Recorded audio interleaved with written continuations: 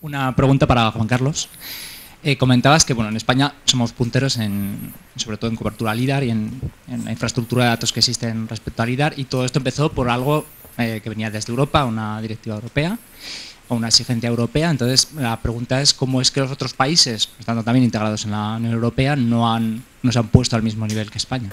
Y luego, ya unido con esto, ¿qué otros países son punteros en Europa o están al mismo nivel que España o incluso superior? Por saber un poco y qué carencias tiene Europa en ese sentido. Sí, vale. Digamos que otros países, como se han organizado, ha sido, te puedo decir el caso de Francia, como se venía haciendo anteriormente aquí. O sea, es decir, para esas zonas inundables se detectaban las zonas problemáticas y entonces lo que se hacía eran pequeños vuelos LIDAR concretos en esos pasillos, ¿no? Eran vuelos que eran muy caros y que cubrían solamente una pequeña zona. Digamos que si tú esto, exportar el modelo de PENO a imagen, si tú esto a unas necesidades de diferentes administraciones y vuelas zonas grandes, el precio se abarata y tienes un producto que sirve para todo el mundo, ¿no? En otras zonas lo que se hace es volar esas pequeñas zonas, el resto se hace con fotogrametría, incluso ya si te vas a zonas de montaña lo que hacen incluso es coger con satélite, altitudes, etcétera. Y luego en cuanto a en Europa a este tipo de tecnología, pues una cobertura LIDAR, Holanda es puntero, creo que tiene varias coberturas LIDAR, Suiza, Suecia empezó, digamos, a la par que nosotros y terminó antes porque a ellos no les afectó lo de la crisis. Últimamente tengo noticias de que Polonia también ha empezado a hacer esa cobertura LIDAR. Eso es en cuanto a Europa, y a nivel mundial pues muy poquitos, no conozco ninguno. Que Estados Unidos tiene mucho, pero evidentemente es un territorio bastante grande. ¿Y países vecinos como Portugal, Francia o Italia de nuestro entorno, cómo están en ese sentido? ¿Hay una cobertura? No hay cobertura total. En cuanto a Francia, por ejemplo, no hay cobertura LIDAR. De hecho, una de las aplicaciones de esta cobertura ahora ha sido para el FEGA, para la PAC, para el programa de ayudas, para calcular el coeficiente de admisibilidad de pastos. Y cuando ha venido aquí la Comisión Europea, digamos, a verificar esos datos, digamos que se han sorprendido de la eficiencia de esos mapas de CAP que se han obtenido, y de hecho Francia ha pedido esa metodología que se ha hecho aquí para aplicarlo y valorar lo que es una cobertura LIDAR. Y Portugal, por ejemplo, tiene una cosa que nosotros no tenemos, que es bastante interesante, que es no tiene cobertura terrestre, pero tiene una cobertura LIDAR de toda la costa, que es una de las cosas también que bueno, a La Rioja evidentemente no le afecta, pero que digamos que desde el punto de vista científico-técnico es interesante el tener una cierta continuidad en ese modelo tierra-mar y sobre todo en esos primeros metros, la plataforma continental, que es donde hay mucho interés y mucha investigación debería haber. Bueno, aprovecho que tengo el micrófono para preguntar también a Nur. Todo el tema del lanzamiento de satélites, todas las misiones que existen, bueno, la ESA al final lo financia, pero ¿quién financia detrás? ¿Es cada estado que financia o desde dónde se financia todo esto? Porque imagino que costará un dineral. Bueno, tampoco yo soy ninguna experta, pero entiendo que a la ESA cada país contribuye y de hecho lamentablemente España ha estado muchos años sin contribuir a la ESA y por tanto ha estado vetado en ciertos, no sé si Juan Carlos, ha estado vetado en ciertos foros porque no estaba contribuyendo con su cuota a la ESA. Es totalmente voluntario y la ESA funciona un poco aparte. O sea, el programa Copernicus está liderado por la Comisión Europea, pero lo ejecuta la ESA.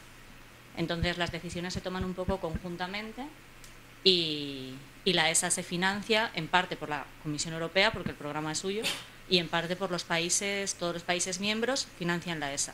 Y de hecho hay países fuera de la Unión Europea que también financian a la ESA, y España no. Buenas, tenía yo una pregunta, soy Paco Rodríguez de la empresa Fora, era para Juan Carlos. Has comentado que ya tenemos cobertura en toda España y que en algunos sitios hay doble cobertura ya. Entonces era para saber cuándo van a estar accesibles los datos que faltan de la primera cobertura y si van a estar accesibles los datos de la segunda cobertura y cuándo. Los datos dentro de la primera y la segunda cobertura van a estar accesibles. Lo que pasa es que también nosotros, una vez que tenemos los datos, tenemos que hacer una serie de procesos para ponerlo en el centro de descarga. No es solamente el coger y comprimirlo, sino que hay que generar una serie de metadatos, cuadrículas, path, etcétera, para, digamos, que con el buscador que tenemos podamos ponerlo a disposición de los usuarios. Yo espero que a lo largo del primer semestre del año que viene esté completa toda la primera cobertura y los datos procedentes de la segunda cobertura también. ¿Andalucía inclusive? Andalucía estará antes que la segunda cobertura, evidentemente, sí. Andalucía realmente queda poco, queda Andalucía sureste y las cuencas atlántico-andaluza, que digamos que eso, pues el vuelo es relativamente reciente. Vale, muchas gracias.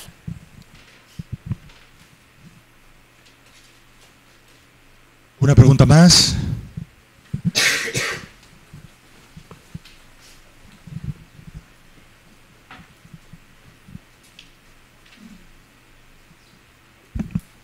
Hola, buenos días. Soy Javier Tardáguila, profesor de la Universidad de La Rioja.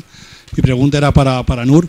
La pregunta es si está previsto, digamos, la implementación de algunos sensores térmicos o hiperespectrales en alguno de los satélites que se están implementando en el programa Copérnicos. Gracias. Bueno, hasta donde yo sé, las misiones actuales no, pero la Comisión Europea y la ESA están las dos trabajando, diseñando los nuevos sensores que van a lanzar después de todos estos que yo he mencionado aquí. Y en algunos de esos están haciendo, o sea, están valorándolo. Lo que pasa que de momento no se sabe qué va a pasar y aunque esa sí que parece ser, por lo que yo he oído, que sí que estaba planteándose un hiperespectral, no es seguro, porque tampoco estaba muy claro, la Comisión Europea no lo debe tener muy claro. Pero esto es lo que yo he oído y no hay nada oficial que yo sepa, pero no les sabría confirmar, la verdad.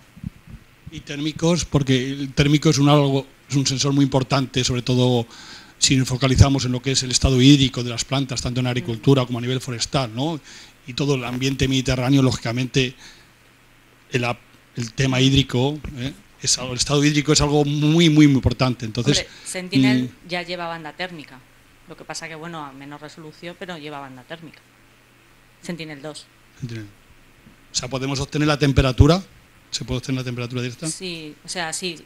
Hay que hacer transformaciones sobre la información que tiene la banda, pero sí, son estimaciones de temperatura. Gracias. En Sentinel 2. Gracias.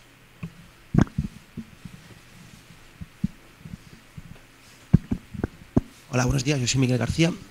Para Juan Carlos, respecto al CAP, al coeficiente de admisibilidad de pastos, creo que está formado por 2 o 3 factores. O algo así. ¿Me podrías comentar un poquito más al respecto? Pues vamos a ver, yo no soy realmente un experto, pero creo recordar que los factores eran pendiente y vegetación.